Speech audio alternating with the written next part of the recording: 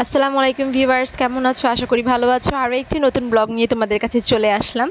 যাই হোক, তোমরা ফার্স্ট অফ অল আমার চ্যানেলটাকে সাবস্ক্রাইব অ্যান্ড ফলো করো অ্যান্ড লাইক করো, কমেন্ট করো, জানাও কেমন হয়েছে। কারণ তোমরা কেউ আমার চ্যানেলটাকে সাবস্ক্রাইব করো না, তাহলে আমি ইন্সপায়ার হব কীভাবে তোমাদের কাছে শেয়ার করব, কীভাবে যে নতুন নতুন ব্লগগুলো কীভাবে শেয়ার করব। প্লিজ আমাকে সাপোর্ট করো। যাই হোক, এখানে আমি আগে থেকেই শুকনো উপকরণগুলো চেলে রাখি এবং ডিমের কুসুম চিনি দিয়ে আগে একটা ফোম তৈরি করে রাখি এবং এগুলোকে 3-4 বার করে ধীরে ধীরে এগুলো চেলে নিয়ে তারপরে এগুলোকে 3-4 বার করে আস্তে আস্তে হ্যান্ড উইক্স দিয়ে আমি তৈরি করি।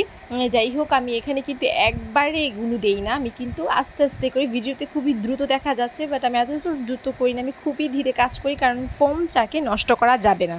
এই ক্ষেত্রে ফোমটা নষ্ট হলে তোমার কেকটা কখনোই সফট হবে না, হার্ড হবে এবং কেকটা খুবই ছোট দেখা যাবে। যাই হোক, তোমরা রেসিপিকে পুরোপুরি ফলো করবা, আদারওয়াইজ কখনোই তোমার এটা সুন্দর হবে না, না হলে কেকটা নষ্ট হয়ে যাবে।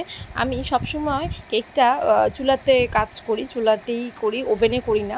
সো ওভেনে করলে আরও বেশি পারফেক্ট হবে। অ্যান্ড এখানে আমি আমার মোলটাকে ওয়েল পেপার দিয়ে আগে থেকেই ব্রাশ করে রাখি। তোমরা দেখতেই পাচ্ছ আমার কেকটা তৈরি হয়ে গিয়েছে, খুবই সফট হয়েছে, নষ্ট হয় না। উপর দিকে কতটাই দেখো শুকনো, কেকটা পুরোপুরি পারফেক্ট হচ্ছে। আমার এই কেকটার একটা ভুল হয় কাটিং করার সময়, আমি নিচ থেকে কাটিং করি, যেটা করা যাবে না।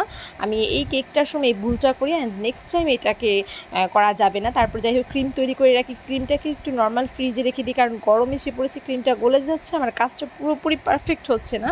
তারপর আমি এই ক্রিমটাকে কেকের মধ্যে চারপাশে দিয়ে তারপর হচ্ছে উপরে চকলেট গানাশটা দিয়ে দিই। চকলেট গানাশের রেসিপি তোমরা যদি চাও আমি শেয়ার করতে পারি। তোমরা আমাকে কমেন্ট করে জানাও কে কে চকলেট গানাশের রেসিপি দেখতে চাও, তাহলে আমি তোমাদেরকে সুন্দর করে চকলেট গানাশের রেসিপিটা দেখিয়ে দেবো। তারপরে এই যে চকলেট গানাশ দিয়ে যে কেকটাকে ডেকোরেট করে নিই, এই যে দেখতেই পাচ্ছ আমার কেক তৈরি হয়ে গেছে।